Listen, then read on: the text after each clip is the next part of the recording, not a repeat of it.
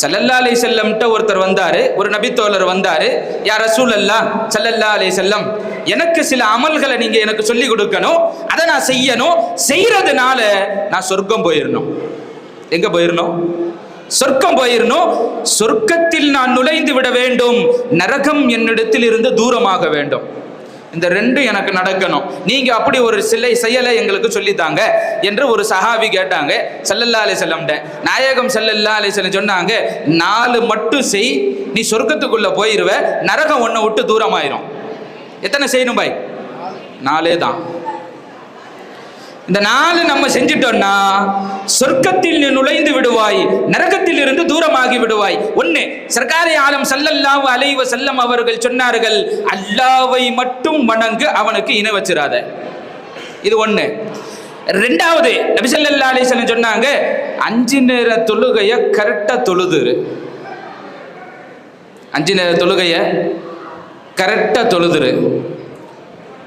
ஒன்றும் இல்லை, நம்ம உம்மத்து எவ்வளோ பலகீனமாக இருக்குது அப்படின்னா அந்த பலகீனத்தை இங்கேயே பார்க்கலாம். இன்னைக்கு யார் சுபு தொழுதாங்க? எல்லாம் கை தூக்குங்க. தொழுதவங்க இல்லை தூக்க சொல்லலை அப்படின்னு நான் சொன்னேன் அப்படின்னா ஒரு சில பேர்களை தவிர, ஒரு சில சீதவிகளை தவிர வேறு யாரும் தூக்க மாட்டாங்க. ஏன்னா அவ்வளவு பலகீனத்தில் நாம் இருக்கிறோம். ஸல்லல்லாஹு அலைஹி வஸல்லம் அவங்க சொன்னாங்க, அல்லாஹ்வை வணங்குங்கள், அவனுக்கு யாரும் இணை வைக்காதீர்கள். 2வது சொன்னாங்க, 5 வேளை தொழுகையை சரட்டியா தொழுதுரு. 3வது சொன்னாங்க, அல்லாஹ் உனக்கு கொடுத்திருக்கிற பொருளாதாரத்தில் இருந்து வருஷா வருஷம் ஜக்காத்தை கொடுத்துரு. 3.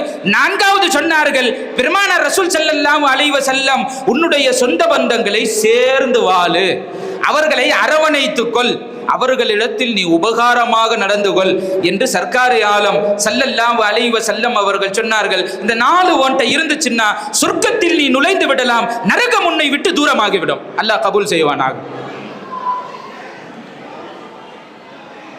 வாழுகிற சொற்ப காலம், வாழுகிற சொச்ச காலம், கொஞ்ச காலம் நம்ம வாழ போறோம், அப்படியே நிரந்தரமா வாழ்ந்துருவோம் அப்படிங்கிற நினைப்பா இல்ல. 60, 70, 75 வருஷ சொற்ப காலம் வாழுகிற இந்த காலத்தை நாம் புத்திசாலித்தனமாக மறுமைக்கு என்ன சம்பாதிக்க வேண்டுமோ அதை நாம் சேர்த்து வைத்துக் கொள்ள வேண்டும். அல்லாஹ் நமக்கு தௌஃபீக் செய்வானாக. வாழுகிற கொஞ்ச காலம் மரணம் வரும். குல்லு நஃப்ஸின் தாஇகத்துல் மௌத், ஒவ்வொரு ஆத்மாவும் மரணத்தை சுவைத்தே தீருவார்கள். அவங்களுக்கு மரணம் என்று ஒன்று இருக்கிறது, அது பிந்தவும் செய்யாது, முந்தவும் செய்யாது, அது வர நேரத்தில் கரெக்டா வந்துடும். ஸல்லல்லாஹு அலைஹி வஸல்லம் அவங்க சொன்னாங்க, ஒருவன் மரணித்து விட்டால் 3ஐ தவிர மற்ற எல்லாம் அழிந்து விடும் என்றார்கள். 3 தான் கூட வரும், மற்ற எல்லாம் அழிந்து விடும் என்றார்கள் சர்க்காரே ஆலம் ஸல்லல்லாஹு அலைஹி வஸல்லம். 3 என்ன தெரியுமா? 1, நாம மௌத்தா போனாலும் நம்ம கபரு குழிக்கு வர 3 அமல், அந்த 3ஐயும் சொல்லுவேன். அந்த 3 அமல் கபரு குழிக்கு வரும். 1, நிலையான தர்மம், நாம கொடுக்கிற சதகா தர்மம், இது உங்க கூட வரும், எங்க கபருக்கும் வரும், மஹ்ஷர் வரைக்கும் வரும். ஸல்லல்லாஹு அலைஹி வஸல்லம் சொன்னாங்க. 2வது, பயனுள்ள கல்வி. நாம குர்ஆன் கத்திருக்கிறோம் அப்படின்னா அந்த குர்ஆன் நம்ம இந்த உலகத்திலையும் பாதுகாக்கும், கபர்லையும் பாதுகாக்கும், மஹ்ஷர் வரை பாதுகாக்கும், சொர்க்கத்துல கொண்டு வந்து விடாம நம்மள அது போவாது. அது குர்ஆன், பயனுள்ள கல்வி. 3வது சொன்னாங்க ஸல்லல்லாஹு அலைஹி வஸல்லம், நமக்கு துஆ செய்கிற சாலிஹான பிள்ளைங்க, நமக்கு துஆ செய்கிற சாலிஹான பிள்ளைகள். இன்னைக்கு துஆ செய்கிற பிள்ளைங்க எல்லாம் குறைஞ்சு போச்சு பாய். துஆ செய்கிற பிள்ளைங்கெல்லாம் இன்னைக்கு குறைஞ்சு போச்சு. அடக்கம் பண்ணதோட சரி, போறவன் தான். ஆமா, பெரியார்கள் ஒரு வழிவகுத்து தந்திருக்கிறாங்க. அப்பப்போ வந்து உங்களுடைய பெற்றோர்களை பார்த்து ஜியாரத்து செய்து செல்லுங்கள், சந்தியுங்கள். ஸல்லல்லாஹு அலைஹி வஸல்லம் சொன்னாங்க, கபறுகளை கடந்து சென்றால் நீங்கள் அவர்களை ஜியாரத்து செய்யுங்கள், சலாம் சொல்லுங்கள். அஸ்ஸலாமு அலைக்கும் யா அஹ்லல் குபூர், ஓ கபர்வாசிகளே உங்களுக்கு சலாம். யக்ஃபிரல்லாஹு லனா வலக்கும், நீங்க முன்னாடி போயிட்டீங்க, அல்லாஹ் உங்க பாவத்தை மன்னிக்கட்டும், நாங்களும் பின்னாடி வர இருக்கிறோம், அல்லாஹ் எங்க பாவத்தையும் மன்னிக்கட்டும் என்று துஆ செய்யுங்க என்று ஸல்லல்லாஹு அலைஹி வஸல்லம் சொல்லி கொடுத்தது. இன்னைக்கு துஆ செய்கிற பிள்ளைங்க இல்லை. அல்லாஹ் நமக்கு தௌஃபீக் செய்யணும். நாம் மரணித்து விட்டாலும் நம்மளுடைய சந்ததிகள் நமக்கு துஆ செய்கிற சந்ததிகளாக அல்லாஹ் கொடுத்தருள் புரிவானாக. நமக்காக வேண்டி ஒரு யாசின் ஓதி துவா செய்கிற பிள்ளைங்களெல்லாம் நமக்கு நசீபாக்குவானாக. நம்ம அஹக்கானவர்கள் நாம ஓதணும். சில பேருக்கு ஓத தெரியல, அஜத்துமார்களை கூப்பிட்டு வச்சு குரான் ஓதி அவங்களுக்கு ஓத வைக்கிறாங்க. நான் என்ன சொல்ல வரேன், தேட்பாட்டி ஓதுறதை விட, வெளியிலிருந்து யாரும் வந்து ஓதுறதை விட நம்ம பெற்றோர்களுக்கு நாம ஓதுறது ஆக சிறந்தது.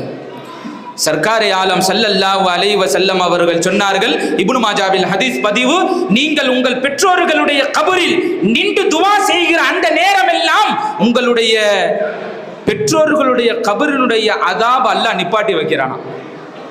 அல்லாஹ் அதாபை நிப்பாட்டிடுறான். பிள்ளைங்க போய் அங்கே நிற்கும் போது எத்தனை தடவை நம்ம பெற்றோர்களுடைய கபருக்கு முன்னால நாம போய் நின்றுக்கிறோம், கொஞ்சம் யோசிச்சு பார்க்கணும்.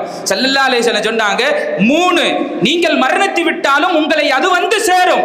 1 நிலையான தர்மம், 2வது பயனுள்ள கல்வி, 3வது சாலிஹான குழந்தைகள், உங்களுக்கு துவா செய்கிற குழந்தைகள். நாம் மரணித்து விட்டாலும் நமக்கு செய்கிற அந்த குழந்தைகளுடைய துவா நம்ம கபர் வரைக்கும் வரும். அல்லாஹ் தௌஃபீக் செய்வானாக. அப்போ நிலையான தர்மம், தர்மத்தின் பக்கம் நாம் ஒரு பக்கம் நாம் செல்ல வேண்டும். நிலையான தர்மம், நம்மளால முடிஞ்ச அளவிற்கு அல்லாஹ் கொடுத்த பொருளாதாரத்தில் இருந்து நாம் தர்மம் செய்வது. ஸல்லல்லாஹு அலைஹி வஸல்லம்ட்ட அல்லாஹ் குர்ஆன்ல சொல்லுவான், வஅபுதுல்லாஹ வலா துஷ்ரிக் பிஹி ஷைஆ, அல்லாஹ்வையே வணங்குங்கள், அவனுக்கு யாரையும் இணையாக்காதீர்கள். வபில் வாலிதைனி இஹ்சானா, பெற்றோர்களிடத்தில் உபகாரமாக நடந்து கொள்ளுங்கள். வபிதில் குர்பா, அடுத்து 3வது சொல்றதே என்னன்னா வபிதில் குர்பா, உங்கள் உறவினர்களுக்கு கொடுத்து உதவுங்கிறான் அல்லாஹ். உறவினர்களில் யார் சிரமப்படுகிறார்களோ, கஷ்டப்படுகிறார்களோ அவங்களுக்கு முதல்ல கொடுத்து உதவுங்க. அவர்களுக்கு தோள் கொடுங்கள். அவர்கள் கீழே விழுகிற போதெல்லாம் எடுத்து அவர்களை நிப்பாட்டுங்கள். வாழ்வாதாரத்தில் அவர்களை மேம்படுத்துங்கள் என்கிறான் ரப்புல் ஆலமீன் அல்லாஹ் ஜல்ல ஷானஹு தஆலா.